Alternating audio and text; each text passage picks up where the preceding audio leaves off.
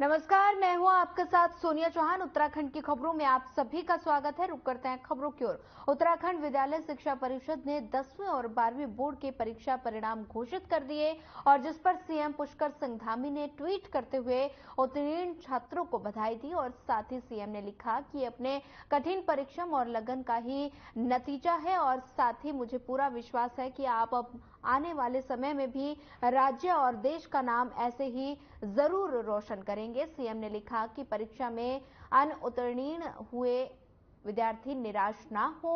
उनके अभिभावकों से अनुरोध है कि बच्चों पर दबाव ना बनाएं बल्कि उनका साथ दें। ये जीवन में सफलता का आखिरी मापदंड नहीं है और आप सभी पूर्ण मनोयोग से और अधिक मेहनत के साथ प्रयास कर सफलता को प्राप्त कर सकते हैं।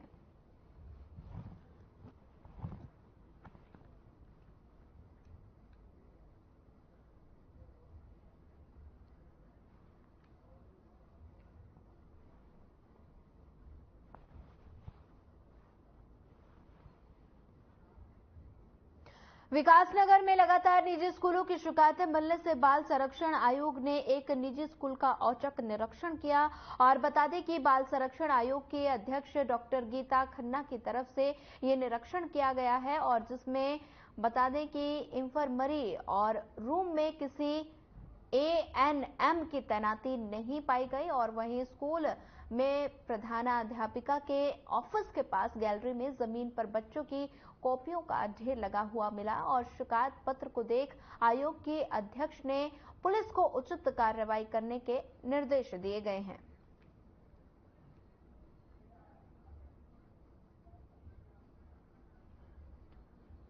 बाल संरक्षण आयोग की कार्रवाई, निजी स्कूल का औचक निरीक्षण किया गया, खामियां मिलने पर कार्रवाई के निर्देश दिए गए। विकासनगर की तस्वीरें हैं जहां पर खामियां मिलने पर कार्रवाई के निर्देश दिए गए हैं और बाल संरक्षण आयोग की कार्रवाई, निजी स्कूल का औचक निरीक्षण किया गया। वहीं साथ ही बता दें कि खामियां पाने पर बाल संरक्षण आयोग की कार्रवाई।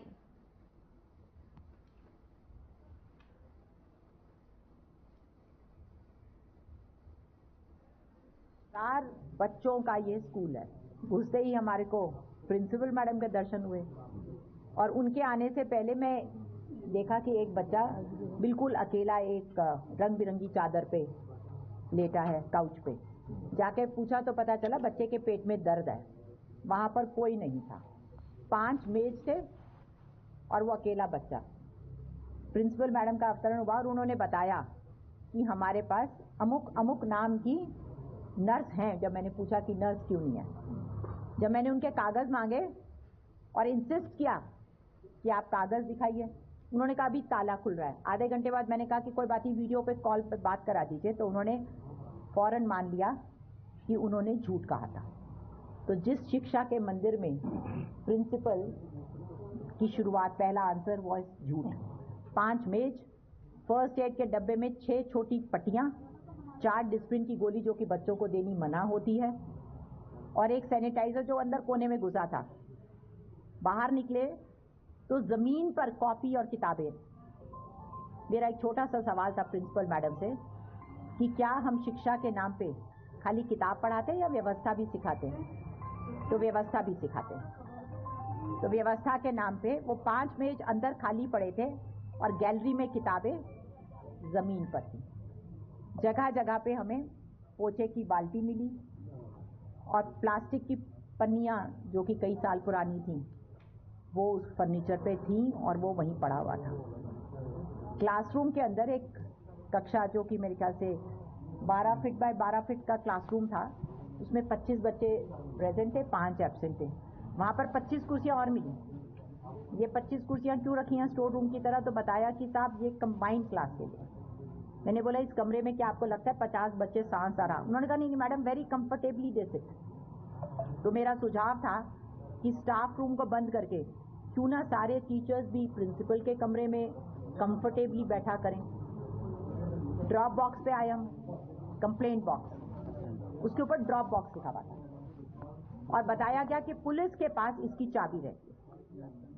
पुलिस, महिला पुलिस हमारे साथ थी, उन्होंने बोला कि ये चाबी हमारे पास नहीं रहती है। हमने उसको उल्टा करके उसमें से कंप्लेंट निकाली तो 2019 की कंप्लेंट निकली, 2020 की कंप्लेंट निकली और उसमें से सेक्सुअल हैरेसमेंट की भी कंप्लेंट निकली, जिसमें उस बच्ची ने प्लीड कर रखा है कि हमें इस अमुक टीचर से बचाया जाए। अभी मुझे पता करना होगा कि क्या वो टीचर आज भी इस विद्यालय में शिक्षा दे रहे हैं। पोस्टर्स में हमें मदर मैरी सर्व जगह नजर आई, हम उनको नमन करते हैं, वो आदरणीय है। पर हमारे पास कुछ और आदरणीय मदर्स फिगर्स भी हैं। सरस्वती माँ है, हमारी भारत माँ है। और शिक्षा के संस्थान में जब मैंने बच्चों से बात करी कि क्या आपने कभी वंदे मातरम इस विद्यालय में बोला है, तो उन्होंने मना करा। कभी भारत माता की जय बुलवाई गई है? उनसे कहा कि तुम रोज सुबह क्या गाते हो, तो उन्होंने ओ माय गॉड करके अपनी एक प्रेयर गॉड के नाम पे कह दी। जब मैंने प्रिंसिपल से सवाल किया क्या भारत माता नहीं है, क्या इस देश के प्रति नमन करना, तो उन्होंने कहा नहीं, हम 15 अगस्त को और 26 जनवरी को इन्हें भारत माता की जय नहीं, कुछ और बोला उन्होंने कि नहीं 15 अगस्त और 26 जनवरी को हमको इनको देश के बारे में बताते। फिजिकल एजुकेशन, एक चिकित्सक होने के नाते, वो भी बाल चिकित्सक होने के नाते, मैंने बहुत सारे गोलू मोलू प्यारे बच्चे देखे और मैंने उनसे पूछा कि बेटा आपकी स्पोर्ट्स क्लासेस का पीरियड होता है, और हफ्ते में किसी एक दिन जब कोई टीचर नहीं आती होगी शायद, उस दिन उनका games period. So that much for physical education and that much for furniture, principal, प्रबंधक उसी दिन एब्सेंट हो जाते हैं। हमें कहा गया कि वो एब्सेंट है, कमरे की चाबी नहीं। मैंने बोला कि हम ताले का कीमत चुका देंगे, आप कमरा खोल दीजिए। तो पता चला कमरा तो पहले से ही खुला है, वहां पे भांति भांति की अलमारियां हैं, जिसको मैंने कहा कि हम पुलिस की मदद से कहा कि आप कैसे भी खुलवाइए, क्योंकि पिछला स्कूल डून वैली इंटरनेशनल, उसमें मैंने 2 दिन की राहत दे के आई थी, वो कागज अभी तक हमें प्राप्त नहीं हुए। वो तब से उन्होंने कहा था 1 घंटे में प्रिंसिपल आएगी, वो चाबी उनकी तब से नहीं आई। बाद में पता चल गया था कि प्रिंसिपल तो वहाँ है ही नहीं, तो यहाँ पर भी चाबी नहीं आई। अभी मैंने अपने स्टाफ को वहाँ छोड़ा है कि वो कैसे भी ये ताला खुलवा के, पीटीए का कभी गठन नहीं हुआ, बच्चों ने कभी पीटीए शब्द नहीं सुना, पॉक्सो की कोई कमेटी नहीं है, 3000 बच्चों में सेक्सुअल हैरेसमेंट कमेटी नहीं है, कोई वेलफेयर की बात नहीं है, किसी को चाइल्ड राइट्स के बारे में कभी कहा नहीं गया है, उनको कभी उनकी हाइजीन और उनकी हेल्थ के बारे में, उनकी को करिकुलर एक्टिविटीज, एक ने बहुत जोर से कहा शिक्षा के नाम पे क्या होना चाहिए मैडम, को करिकुलर एक्टिविटीज होनी चाहिए। तो मैंने को करिकुलर एक्टिविटीज डिफाइन करने की बात करी, तो उसमें था स्टेज शोज, एलोक्यूशन, पर उसमें कहीं पर भी सड़क की सुरक्षा, अपनी देखभाल, अपने शरीर की देखभाल, अपने समाज की जानकारी या साइबर की जानकारी या मेंस्ट्रुअल हाइजीन, ऐसा कोई सब्जेक्ट स्कूल में एड्रेस नहीं। मैडम, बच्चे के हैरेसमेंट वाले शिकायत के मामले में आपने एफआईआर के निर्देश दिए हैं। मेरे हिसाब से एफआईआर उस टीचर पे होनी चाहिए, एक कंप्लेन होनी चाहिए, बाकी वो पुलिस डिसाइड करेगी कि वो कंप्लेन किस लेवल पे जाएगी। लेकिन स्कूल पे तथ्यों को छुपाने और दबाने के लिए तो एक्शन होना ही चाहिए। आपने पहली बात तो कंप्लेंट बॉक्स को ड्रॉप बॉक्स लिखा है ताकि बच्चे, वो सिर्फ जूनियर सेक्शन में रखा है, और उसमें अगर किसी ने पहुंच के कंप्लेंट डाल दी तो 2019 की कंप्लेंट उसी डब्बे में बंद रही। आप सोचिए, उस पीड़ा का अनुभव करिए जिसने लिखा है कि मुझे गंदी नजरों से ये टीचर देखता है।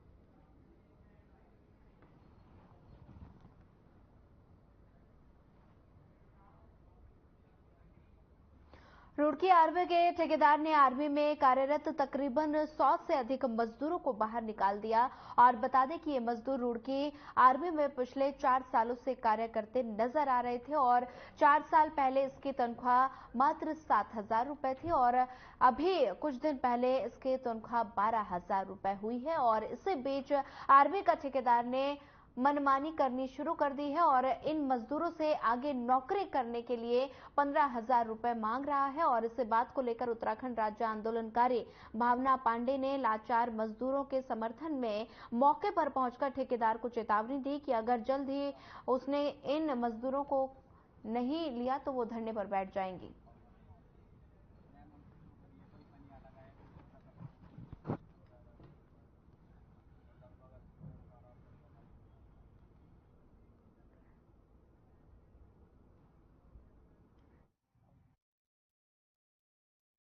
3-4 साल से काम कर रहे हैं। आज तक हमारे साथ ऐसा नहीं हुआ जैसे इस बार हुआ है। क्या हुआ? हमारे से 15-15 हज़ार रुपये की डिमांड की गई है। हमें बोला है 15 हज़ार रुपये तो तब एंट्री गेट से होगी, वरना कल से काम पर नहीं आना। किसने बोला है? ठेकेदार ने और सुपरवाइजर ने। क्या कह रहे हैं वो कह रहे हैं काम पे लगाने की सीधी सी रिश्वत मांगे। वीडियो है आपकी उसकी? वीडियो हमारे पास हाँ है। कितने लोग हैं जो अंदर काम करते थे? कम से कम 80 और 100 के लगभग हैं। क्या काम करते हैं आप लोग अंदर? कोई माली का काम करता है, कोई हाउसकीपिंग का काम करता है, कोई वॉचरमैन का काम करता है।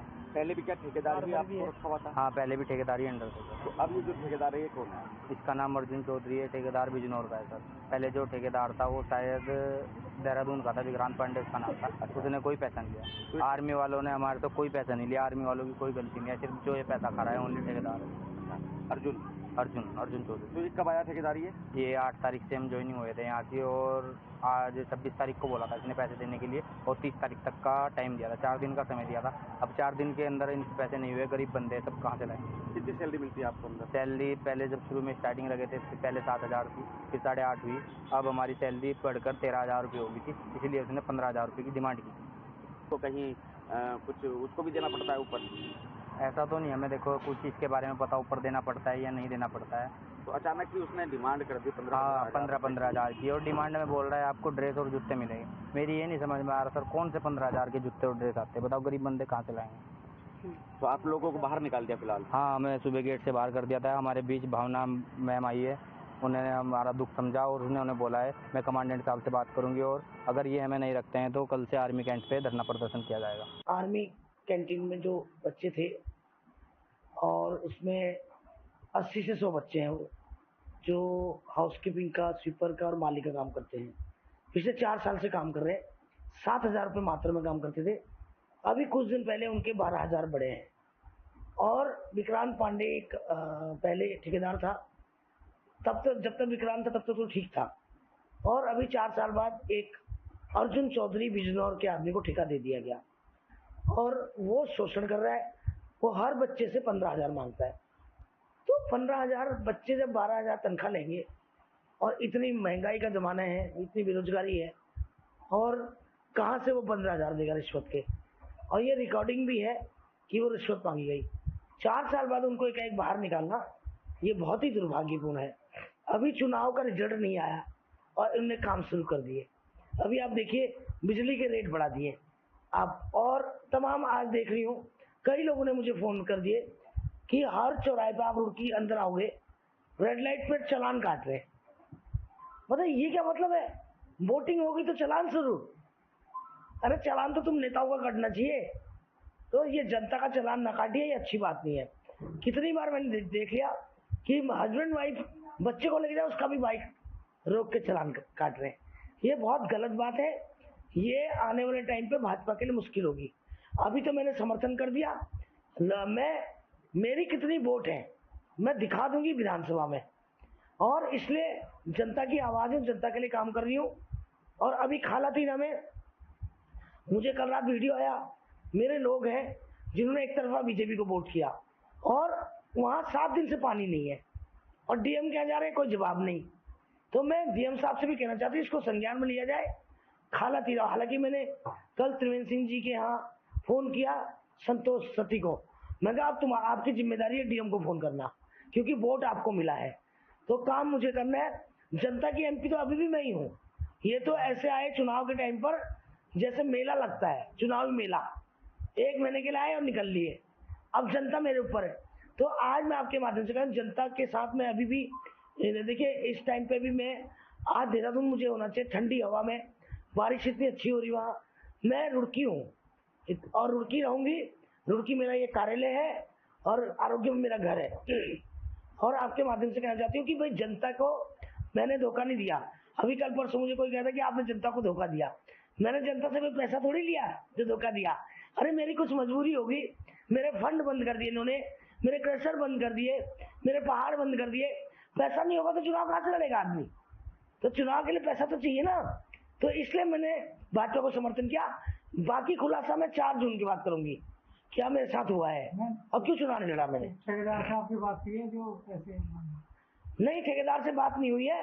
अगर उन्होंने कल तक एंटर नहीं किया बच्चों को, तो मैं आर्मी कैंटीन के सामने मैं बाहर बैठूंगी धरने पर उन बच्चों के साथ, जब तक उनको अंदर नौकरी पर नहीं रखा जाएगा। वो मेरी लोकसभा के बच्चे हैं, मेरे उत्तराखंड के बच्चे हैं, बेरोजगार बच्चे, तो मैं उनके साथ हूँ।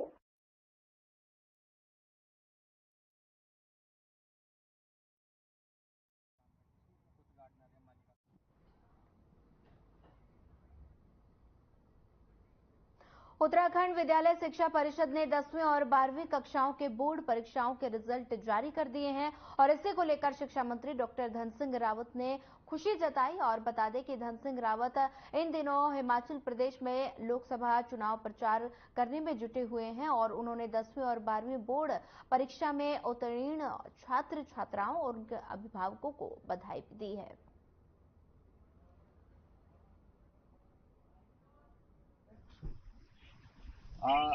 शिक्षा विभाग की तरफ से भी और शिक्षा मंत्री धन सिंह रावत जी की तरफ से भी बहुत धन्यवाद। और आपने हमारा उत्तराखंड का नाम रोशन किया है। 500 में से 500 नंबर आए आपकी। 100% नंबर आए आपकी और आपके उज्जवल भविष्य की मैं कामना करता हूँ। माँ जी पिताजी को भी मेरी ओर से प्रणाम कहना। और कहाँ पे है माँ जी पिताजी? जरा बात कराओ माता जी से। माता जी नमस्ते, मैं धन सिंह रावत बोल रहा हूँ और आपकी लड़की 500 में से 500 नंबर लेके आई है। मेरी ओर से ढेर सारी बधाई आपको। आप क्या करते हैं? मैं प्राइवेट स्कूल में टीचिंग करती हूँ। और पिताजी क्या करते हैं प्रियांशी के? वो आर्मी रिटायर्ड हैं। अच्छा है। अच्छा, बहुत अच्छा। आप आगे पढ़ाओ बच्चे को। कोई भी बात होगी आगे तो हमको भी जरूर बताना। और प्रियांशी से मेरी बात कराना दोबारा।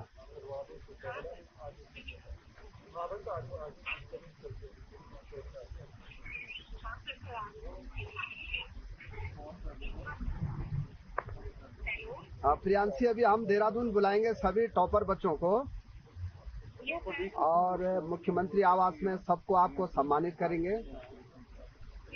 मिठाई भी खिलाएंगे आपको। और अभी मैं अजय टमटा जी से बात करा रहा हूँ, आपकी जो सांसद हैं आपके, वो भी मेरे साथ हैं अभी और वो भी आपको और आपके परिवार वालों को सबको धन्यवाद दे रहे हैं। लीजिए बात करो। प्रियांशी, हाँ प्रियांशी, मैं अजय टमटा बोल रहा हूँ। तुमको बहुत बहुत बधाई, बहुत शुभकामनाएं। आपने पूरे परिवार का, उत्तराखंड का और मेरे पिछवाड़ागढ़ का बहुत ज्यादा नाम पूरे गौरवान्वित किया है। इसके लिए बहुत सारी शुभकामनाएं आपको, आपकी माता जी को, पापा जी को। हाँ, बहुत बहुत शुभकामनाएं। मैं घर पे आऊंगा एक दिन। हाँ, बहुत बधाई, बहुत शुभकामनाएं और आपके उज्जवल भविष्य की कामना करता हूँ। हाँ जी जी, बहुत बहुत बधाई, बहुत। बीजेपी ने विधानसभा उपचुनाव के लिए चुनाव प्रभारी नियुक्त किए हैं, जिसमें बद्रीनाथ विधानसभा उपचुनाव के लिए विजय कंवरवाड़ और मंगलोर विधानसभा उपचुनाव के लिए अजीत चौधरी को प्रभारी नियुक्त किया गया, जिसकी जानकारी प्रदेश महामंत्री आदित्य कोठारी ने दी है।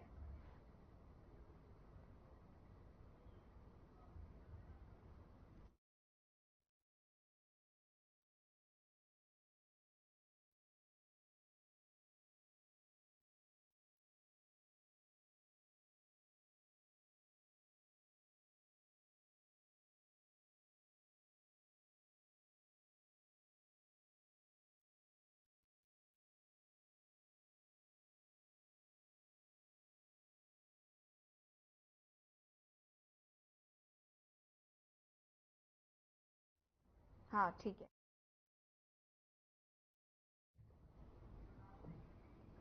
आगामी चारधाम यात्रा को लेकर उत्तराखंड के मित्र पुलिस ने अपनी तैयारियां तेज कर दी हैं और जिसके चलते गढ़वाल के आईजी करण सिंह नगन्याल ने पुलिस अधिकारियों के साथ बैठक की। वहीं इस बात पर करण सिंह नगन्याल ने कहा कि चारधाम यात्रा पर यातायात को सुचारू रूप से संचालित रखना सबसे बड़ी प्राथमिकता है और साथ ही उन्होंने कहा कि ऋषिकेश के तपोवन क्षेत्र में 53 मोड़ हैं जहां पर होटल रेस्टोरेंट होने की वजह से जाम की स्थिति उत्पन्न होती है और जिसे सुचारू करने के लिए उन्होंने पुलिस अधिकारियों के साथ तपोवन क्षेत्र का भी भ्रमण किया है।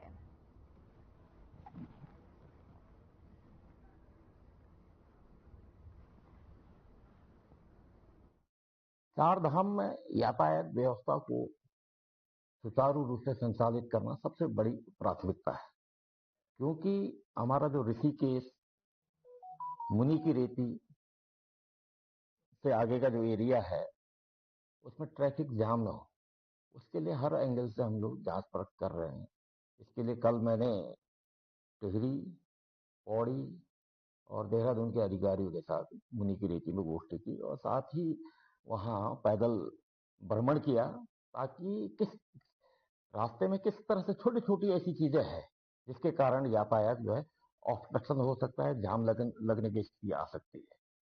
तो सबसे पहले हमने श्यामपुर फाटक को देखा, जहां सबसे बड़ा कारण जो है श्यामपुर फाटक की कम चौड़ाई होना है। तो उसमें अब काम जो है चौड़ीकरण का काम गतिमान है और यातायात से पूर्व वो फाटक चौड़ीकरण हो जाएगा। अगली खबर लक्सर से है, जहां हरिद्वार रूट की 5 ट्रेन रद्द कर दी गई। आपको बता दें कि लक्सर रुड़की रूट की बाड़मेर से हरिद्वार एक्सप्रेस, हरिद्वार से गंगानगर इंटरसिटी एक्सप्रेस और हरिद्वार से अमृतसर जनशताब्दी एक्सप्रेस किसान आंदोलन के चलते रद्द कर दी गई हैं।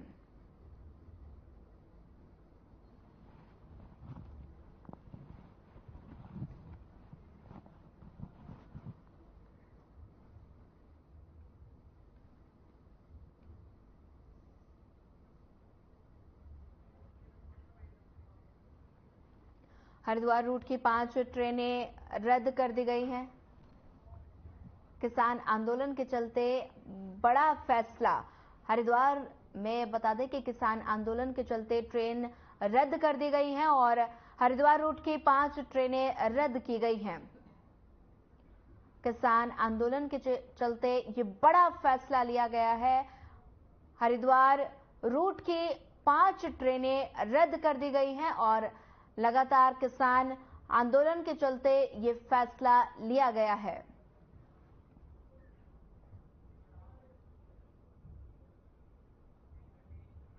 फिलहाल इस बुलेटिन में इतना ही। ज्यादा खबरों के लिए बनी रहिए हमारे साथ। नमस्कार।